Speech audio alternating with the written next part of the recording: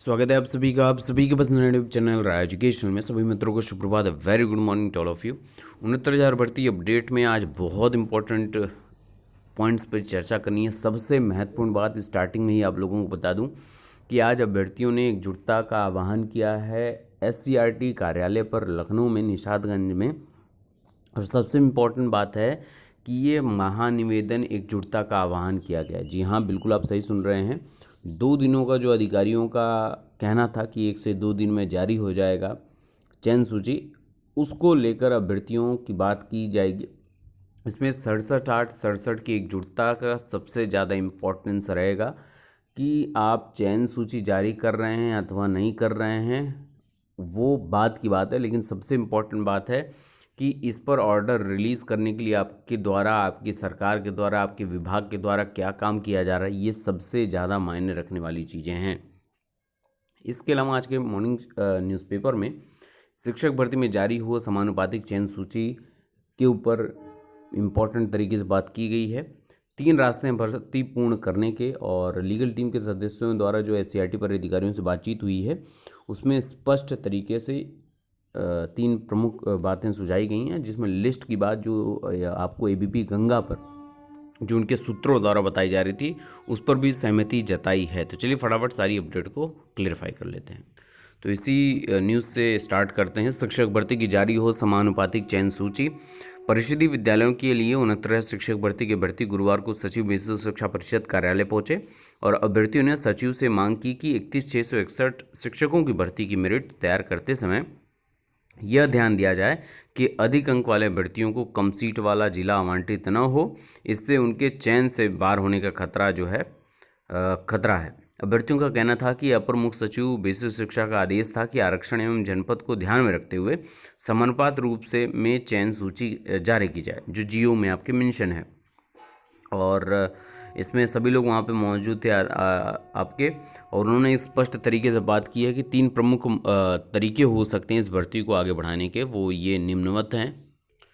तो 3 प्रमुख पॉइंट कौन कौन से हैं? कल मैंने एक वीडियो बनाया था मॉर्निंग में, जिसमें मैंने एकदम स्पष्ट तरीके से बताया था कि किस प्रकार से भर्ती को आगे बढ़ाया जा सकता है, जिसमें मैंने 2 पॉइंट रखे थे लीगली।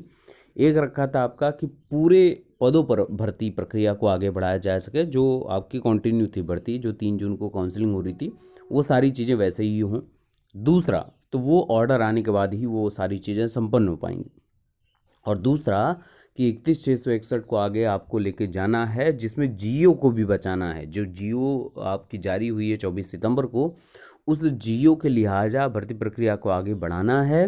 तो जो आपके पास 67,867 की चयनित लिस्ट है, उसमें से रैंक 1 से लेकर रैंक 31,661 लोगों को उठाकर पहले फेज़ में भर दिया जाए। लेकिन सशर्त, उसमें मैंने क्या बोला था कि सशर्त ये है कि उसमें वेटिंग लिस्ट दिखाई जाए किनकी, जो 67,867 में 31,661 की सिलेक्शन के बाद बचते हैं उनकी, उसी लिस्ट में से। तो कुछ लोग मुझे बोल रहे थे कि 40-45 पे ऑर्डर आ जाएगा तो शिक्षा मित्रों को भर लिया जाएगा वगैरह वगैरह। ठीक है, तो मैंने क्या बोला था, आप तो लोग ध्यान से सुनते हो नहीं। कमेंट कुछ लोग अति विशिष्ट लोग जो हैं वो अति उत्साह में कुछ कमेंट कर देते हैं। देखिए, मैंने बोला था कि जो ये चयन होगा वो 67,867 जो चयनित लिस्ट है आपकी, जिस पर काउंसलिंग हो रही थी जून में, उस आधार पर होगा। उसमें से रैंक 1 से 31,661 लोगों को उठाकर भर लिया जाएगा, और फिर रिमेनिंग 37,339 लोग जो उसी लिस्ट के हैं उनको भरा जाएगा। ठीक है, तो 40-45 ऑर्डर आने की कोई संभावना है नहीं, तो उसकी संभावना मत प्रकट करिए, पहली बात। दूसरी बात, उसमें कुछ लोगों के कमेंट आए थे कि सर इसमें तो UR कैटेगरी के मैक्सिमम लोगों का ही चयन होगा, बाकी किसी का चयन नहीं होगा, है ना? तो ऐसा नहीं है। UR कैटेगरी के साथ साथ जो रैंक आपकी है उसमें मैक्सिमम लोग आपके भरे पड़े हैं, है ना? कुछ लोग बोलते हैं इसमें जनरल का ज़्यादा चयन हो जाएगा वगैरह वगैरह। जिस प्रकार से लोगों की अपनी अपनी मानसिकताएं हैं, जिस प्रकार से लोगों की अपनी अपनी चयनित लिस्ट है, उसी प्रकार से लोगों का अपना अपना कमेंट भी है। ठीक है, तो उस पर मेरा एक सुझाव था, आप मानते हैं नहीं मानते हैं वो डिपेंड करता है, लेकिन सरकार, अधिकारी क्या कर रहे हैं उनका अलग तरीका है। इसी प्रकार से लीगल टीम के सदस्यों ने भी एक पोस्ट क्रिएट की, जिसमें उन्होंने स्पष्ट किया कि 3 तरीके हो सकते हैं 31,661 को लेकर आगे बढ़ने का। मैंने वहाँ पर पूरी भर्ती प्रक्रिया के वो एक पॉइंट में रखा था, दूसरे पॉइंट में भी पूरी भर्ती प्रक्रिया को रखा था, लेकिन यहाँ पर 31,661 की ही सिर्फ बात हो रही है, वो भी 3 तरीकों से। ध्यान से सुन लीजिए। पहला है कि जो मैंने पहला पॉइंट आपको सजेस्ट दूसरा पॉइंट किया था, उसमें से उसका आधा पॉइंट है कि 67,867 चयनित सूची से 1 से 31,661 लोगों को इनका चयन कर दिया जाए।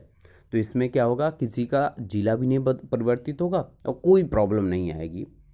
जो 24 सितंबर को भी इनका जियो जारी हुआ है, उसको बचाने के तौर पर, या वो जारी हुआ तो उसके आधार पर ये काम किया जा सकता है। ठीक है, एक ये पॉइंट हो सकता है। दूसरा कि 31,661 में प्रत्येक जनपद और प्रत्येक कैटेगरी वाइज आरक्षण लगाते हुए सूची जारी करें। ठीक है, तो यहाँ पर जिले परिवर्तित तो होंगे, हाई मेरिट लो मेरिट का जो कॉन्सेप्ट है वो क्रिएट होगा। ध्यान से समझिएगा।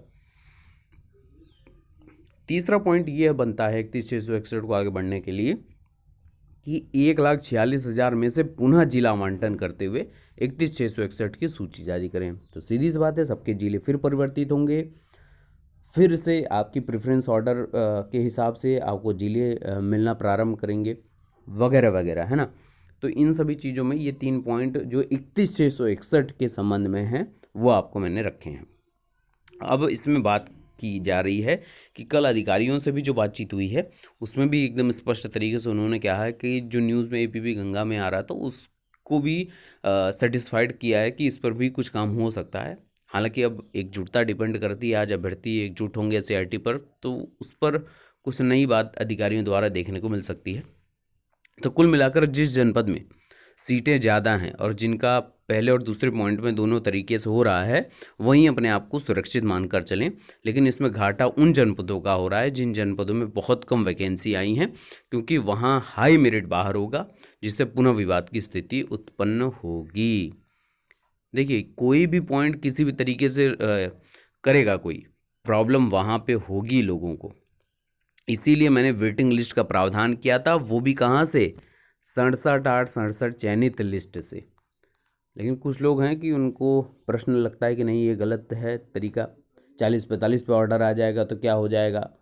भविष्यगामी बातें नहीं की जाती हैं, इसीलिए तो सशर्त मैंने बोला था कि 67,867 की ही लिस्ट से 37,339 को वेटिंग लिस्ट दिखाया जाए, अन्य से नहीं, 146 से नहीं, 4,10,000 में से नहीं, उसी चयनित लिस्ट में से। तो 40-45 आएगा तो ये हो जाएगा, 90-95 आएगा तो वो हो जाएगा, तो वो करते रहिए, उससे कोई फ़र्क नहीं पड़ेगा। लॉजिकल जो बातें हैं उनके ग्राउंड पे बात होनी चाहिए। अब एकदम स्पष्ट बात बता रहा हूँ कि अधिकारियों से बात हुई तो उस पर क्या कहना उनका कि उप सचिव जी के अनुसार 31,661 शासनादेश में संशोधन होगा, यानी जो जियो जारी हुआ है तो ही कुछ काम होगा। अगर जियो में कोई संशोधन नहीं होगा जिसमें मेंशन है कि जिले परिवर्तित नहीं होंगे, यथावत रहेंगे, तो फिर जो मैंने आपको कल सुझाया है वीडियो में, उसके अलावा दूसरा कोई ऑप्शन नहीं बचता है और संशोधित शासनादेश जारी किया जाएगा। एबीपी गंगा जो न्यूज़ चैनल के अनुसार 9 या 10 में प्रक्रिया शुरू की जा सकती है। शैलेश जी से वार्ता हुई तो उन्होंने बताया जानकारी सही है, यानी ये प्रोसेस जो है, जो प्रक्रिया जो है वो आज है 9 तारीख, 9 और 10 यानी आज और कल में इसके जारी होने की संभावना उन्होंने जताई थी, जो पूर्णतः सही कहा जा रहा है इनके द्वारा। तो उम्मीद यही करेंगे कि जो भी चीज़ें हों वो सभी अभ्यर्थियों के हित को ध्यान में रखते हुए हों। मैं इसी का सपोर्टर हूँ, क्योंकि आपकी एकजुटता, आपकी अखंडता तभी तक बनी है जब हर अभ्यर्थियों को आप सेटिस्फाइड करके आगे बढ़ेंगे। किन अभ्यर्थियों को, जो चयनित हैं, हम सबको सेटिस्फाइड नहीं कर सकते क्योंकि हमारे पास 69,000 सीटें हैं और इन्हीं के सापेक्ष योग्य अभ्यर्थियों का चयन करना है।